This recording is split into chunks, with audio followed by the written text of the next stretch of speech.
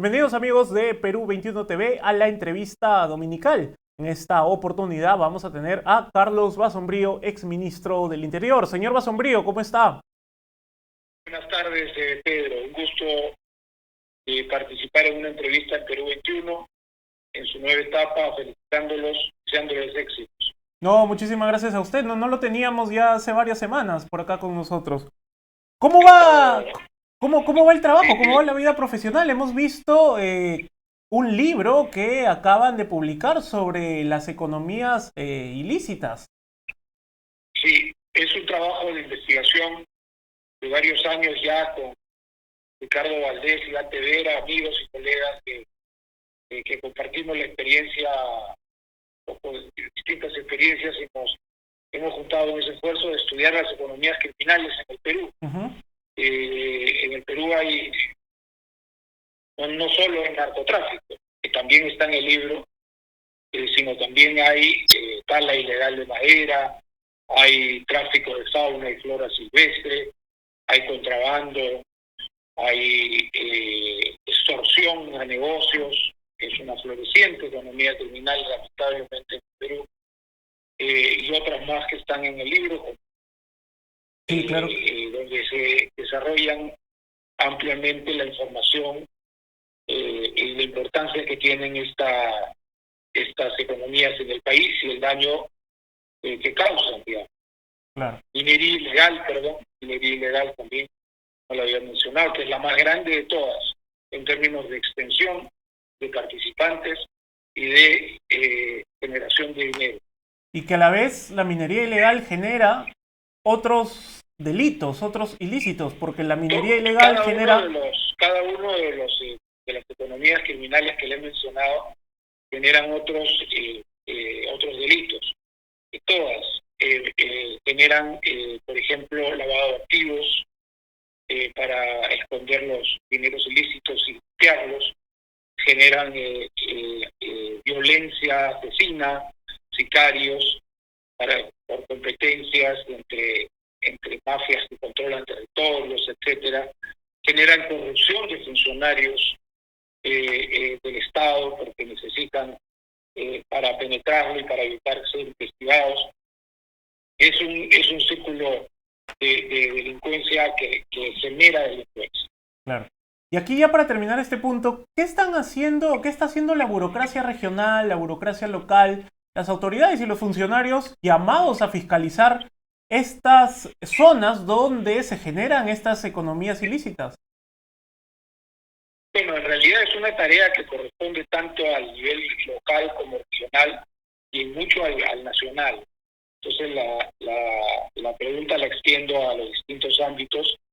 Leyes, en algunos casos son bastante desarrolladas, instituciones dedicadas a enfrentarlas hay, pero no siempre se avanza o se consiguen los objetivos, y más bien no se consiguen los objetivos por los problemas de corrupción, como he mencionado, Claro.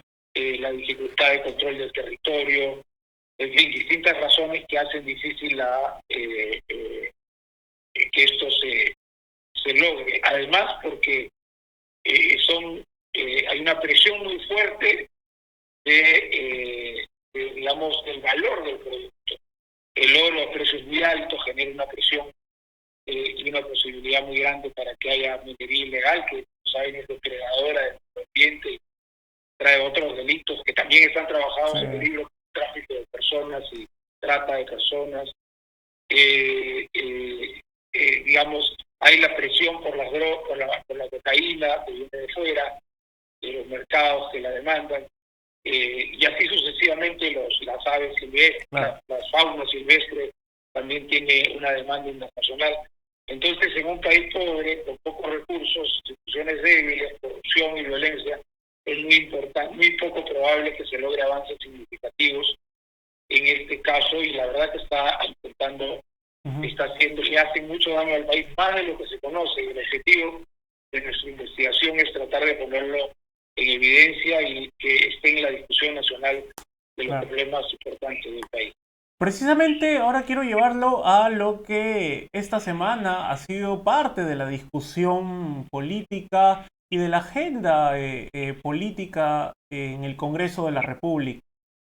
Vimos un reportaje de investigación del programa Cuarto Poder que reveló que los congresistas de la República consumían un exquisito buffet y que más allá del buffet, sino que había pasado de costar lo que nos costaba a los peruanos 15 soles y un poquito más por un plato a la carta, ahora nos costaba 80 soles aproximadamente por congresista. En el Congreso de la República parece que este tema no les cayó, o que se conozca este tema no les cayó nada bien, pero hasta el momento no ha habido un mea culpa, una disculpas. ¿Por qué cree que ha sucedido esto, señor Basombrío? A ver, porque el Congreso peruano ahora y los congresos anteriores están acostumbrados a hacer ese tipo de cosas muy frecuentemente. Hay abuso con los viajes al exterior, viajes al nuevo, en fin, se sienten, digamos, con derecho a todo. Creo que eso se ha agudizado en las últimas semanas, cuando se han dado cuenta de que estamos en un momento político diferente, cuando la presión violenta que ha habido en el país ha ido disminuyendo. Entonces ya no están muy preocupados de los temas de si adelanto de elecciones, no adelanto de elecciones, y están ya, se sienten seguros en su escaño. Y además, como ya tienen una aprobación que está en algunas encuestas en un solo dígito y en las demás casi en un solo dígito, se deben preguntar, bueno, ¿qué más podemos perder? Ya lo perdimos en aprobación, disfrutemos por lo menos una vida cómoda. A mí me parece un escándalo en un país que está enfrentando circunstancias tan difíciles, donde ha habido y hay tanta digamos, preocupaciones, cuando no es el problema de las protestas violentas, tienen los huaicos, el sufrimiento de la gente, y en general las angustias que pasa la población. Gastarse 80 soles para cada congresista por un almuerzo buffet, creo que no corresponde para nada a las necesidades del país, y creo que más bien con el sueldo que reciben perfectamente pueden asignarse un menú adecuado y que los alimente sin perjudicar su salud por los 15 soles que se pagaba antes. No creo que ninguno haya sufrido nada grave por hacerlo, pero da cuenta de la profunda distancia que hay entre el Congreso y todos sus miembros, porque no hemos, hasta que ocurrieron los hechos y se propusieron los hechos, nadie se dio por aludido de cómo es posible que se haya aumentado tan significativamente el servicio de alimentación, ¿no? Claro. Precisamente entre las cosas que ha dejado de hacer el Congreso y lo que se esperaba, lo que esperaba mucha gente, según las encuestas de distintos, publicadas en distintos medios de comunicación, era el adelanto de elecciones para el 2023. Claramente este adelanto de elecciones para el 2023 ya no va. No vamos a tener elecciones en el 2023, salvo que ocurra la renuncia de la señora Dina Boluarte, hecho que no va a ocurrir. Pero ok, nos vamos a unas elecciones, ojalá que se dé para el primer trimestre o el primer semestre del 2024. ¿Usted cree que sí hay la intención de ir a un adelanto de elecciones para los primeros meses del 2024? Mira, a mí me parece que el Congreso no tiene ninguna intención, los congresistas no tienen ninguna intención, salvo algunas bancadas que han manifestado que se van a mantener en esa posición.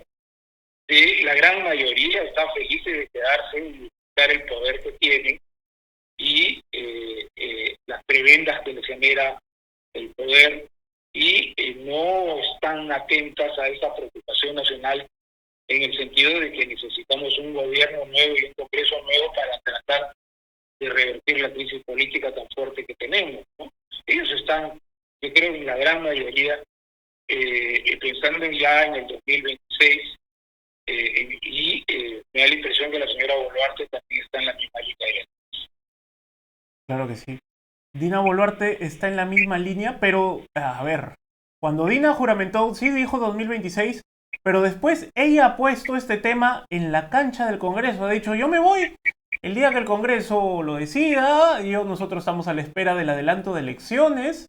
¿No cree que el gobierno no está leyendo no está leyendo bien esta realidad? Si bien, como usted comentaba, para los congresistas también habían visto que las protestas han bajado, pero el gobierno, ¿usted cree que debe sentirse seguro en esta tensa calma que hay? Yo creo que más que seguro, y la palabra tensa calma es acertada, no sé cuánto puedan volver a fortalecerse los grupos que usaron las protestas, no sé, es una incógnita. Yo me inclino a pensar que es difícil que puedan volver a hacerlo, pero no puede ser esa la razón del hecho de que no sea probable que se produzcan hechos violentos tan parecidos a los que hemos tenido próximamente, pero creo que debería ser una responsabilidad con el país. La situación vivida entre diciembre y enero, en febrero y parte de febrero es muy, muy delicada. La situación en Puno sigue siendo muy complicada, muy, muy complicada, y debería tener una responsabilidad con el país, no en hacerle caso a los violentos, de eso no se trata, sino de hacerle caso a la gran mayoría de la población que siente que el gobierno que tenemos, expresado ahora por la señora Boluarte y el presidente Castillo, y el Congreso que tenemos, son parte del problema y no de la solución. Aquí me quedo con esta parte, sí, que estaba anotando. ¿Cuánto pueden volver a fortalecerse? ¿Por qué usted, duda de que estos grupos que estuvieron en la calle o los que llamaron a estas violentas protestas no puedan volver a rearmarse y a repetir lo que ya hemos visto en los meses anteriores? No estoy yo del todo seguro de que no pueda, pero no es como prender un switch y apagar un switch. Ya. No es como prender la luz y apagar la luz. Para que una cosa tan fuerte se produzca, se conjugaron una serie de factores que no necesariamente se repiten en todos los momentos, y además hay así como hubo una acción muy fuerte de minorías importantes, pero minorías finalmente, la gente que reconoce o que dice haber participado en protestas es el 10% de la población según la encuesta de Ipsos. En cambio, la gente, y 90% dice que no participó. Okay, y ese 90%, por otras preguntas, muchos han visto afectada su calidad de vida y muchos han visto que han sufrido muchísimo por eso. Los ejemplos hay por montones.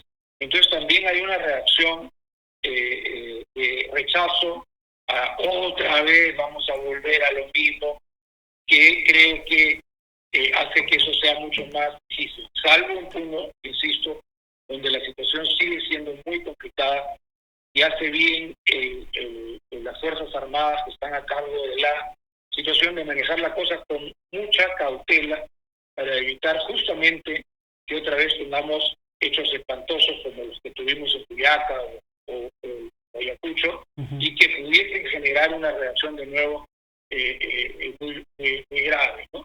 Entonces, eso, el cansancio mismo del país frente a lo vivido contribuye a la dificultad. Y creo que hay otro hecho que también hay que tomar en cuenta, porque finalmente esto fue una ofensiva política violenta con 4 objetivos muy claros y no querían conversarlos. Las cosas que se conocen de los dirigentes, estas audios y reuniones, etcétera, decían que la posibilidad de que alguno converse y negocie era considerada una traición. La apuesta, por tanto, era una apuesta maximalista a conseguir sus resultados, sí. Estaban seguros que los iban a conseguir, por eso vino el intento de la toma de Lima, de ahí vino el paro de la CGTP, que creyó que podía reactivar esto, y todo eso fue fracasando y yéndose hacia el factor PUMO exclusivamente a una protesta ya no claro, nacional, sino regional, y más que regional, una protesta aymara muy importante. claro. Entonces, ellos han sido, en la práctica, si tú planteas una ofensiva política, Uh-huh. sin negaciones, una política sin voluntad de negociación, y te decides a jugar el todo por el todo, y al final esto básicamente como protesta nacional termina y no has conseguido ninguno de los 4 objetivos que querías, pues ha fracasado. Claro. Es un tema simplemente de leer la realidad. ¿Qué significa ese fracaso? ¿Qué consecuencias trae? ¿Qué posibilidades de revertirse? ¿Qué impactos, etcétera, ha generado? Eso es otra discusión. Claro. Pero el hecho fáctico es que fueron derrotados. Y aquí quiero preguntarle, y creo que es un tema que usted conoce muy bien, ¿qué tanto tiene que ver o ha tenido que ver con esta suspensión de protestas violentas? ¿Qué tanto tuvo que ver la detención de la señora Rocío Leandro, excarcelada por terrorismo, conocida como la camarada Cusi?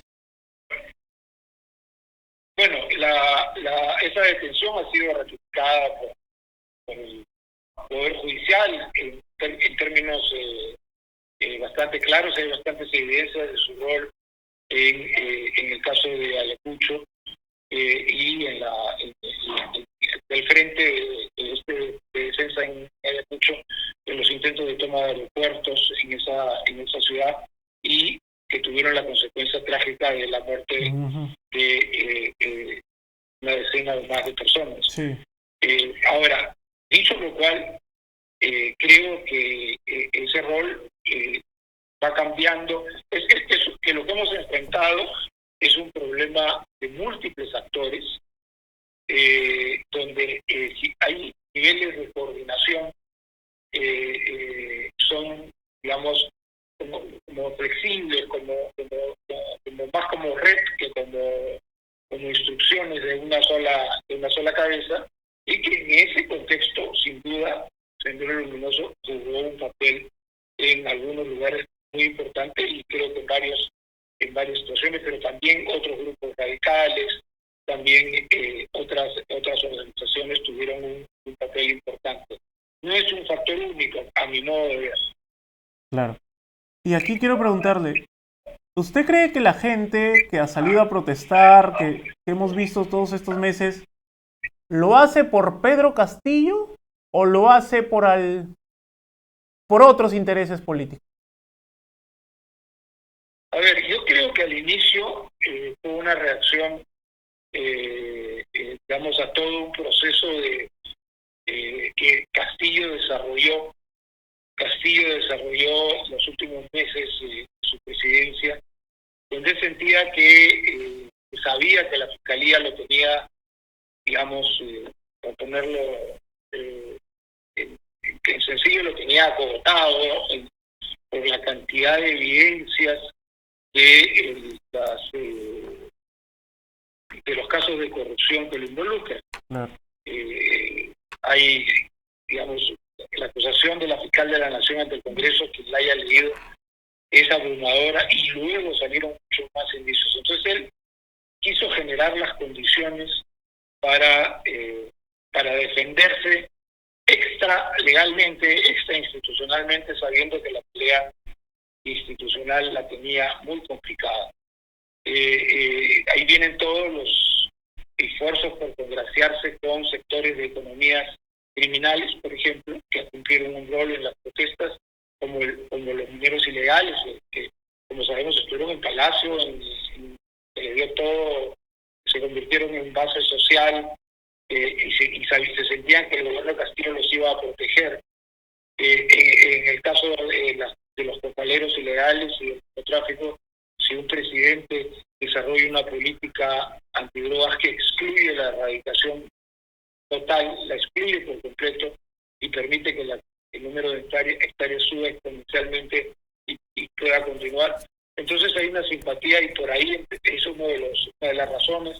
También hubo montones de reuniones con grupos ultrarradicales llenos de gente del Movadef, a las que se le dieron un montón de atribuciones y poder en el Perú a través de muchas formas, en particular a nivel territorial, a nivel de prefectos, gobernadores, etcétera, que todo eso caía de un momento a otro y también sumado a una identificación con una persona que decía permanentemente todos los días: yo soy el bueno, ellos son los malos, yo soy como tú, ellos quieren explotarte, no me dejan gobernar a favor de ustedes, y que tuvo un efecto importante, que se manifestó algo en las encuestas a nivel nacional, una leve subida, pero a nivel regional del sur tenía más del 40% de aprobación al momento de su caída. Creo que ese es el factor que lanza, y la construcción rápida de un discurso mentiroso, falso, de que fue el Congreso quien hizo estos hechos, con la contribución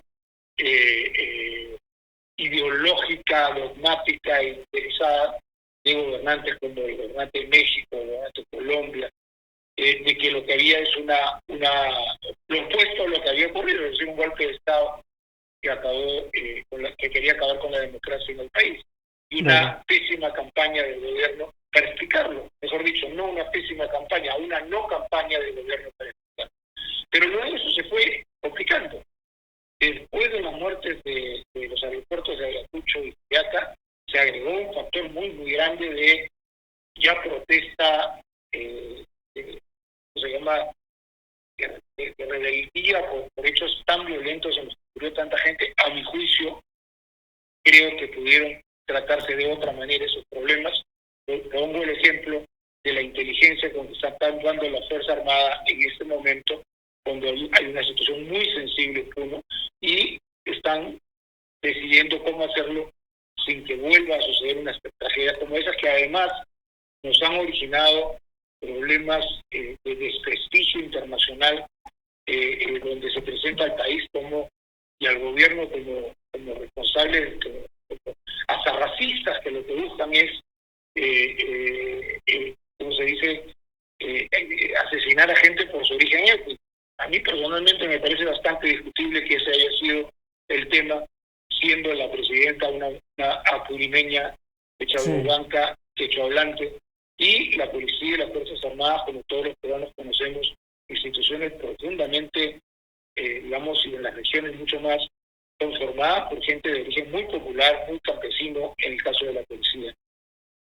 Quiero aquí, ya que me habló de Dina Boluarte, quiero comentarle este informe de Perú 21 que se ha publicado, que revela que la presidenta Dina Boluarte ha postergado hasta en 3 oportunidades su declaración en la Fiscalía de la Nación, precisamente por la pesquisa, por la investigación que se le abrió por las muertes durante las últimas protestas, tanto en diciembre como en enero. ¿Qué opina de que la presidenta en 3 oportunidades haya decidido no ir a declarar a la Fiscalía? Bueno, la verdad que yo considero que es un pésimo mensaje.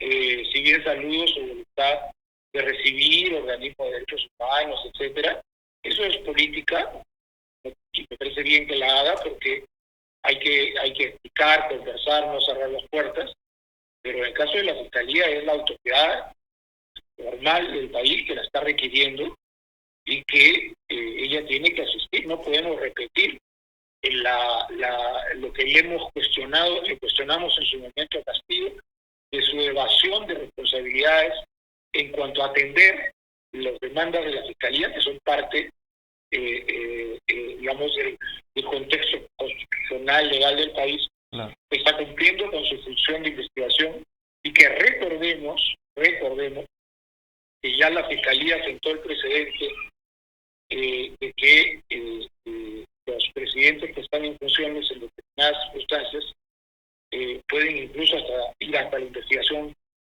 preliminar y eventualmente más allá. Entonces a mí me parece que es una decisión que no comparto para nada, que me hace recordar actitudes como la de Castillo, y que desprestigian al gobierno y al país en una situación en la cual el Perú necesita repararse, necesita, además que la verdad salga, creo que es fundamental.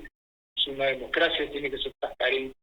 Entonces me parece totalmente incorrecto, y que la Fiscalía debe persistir en su investigación. a todas las personas que podrían estar de una u otra manera involucrados en estos hechos. Claro.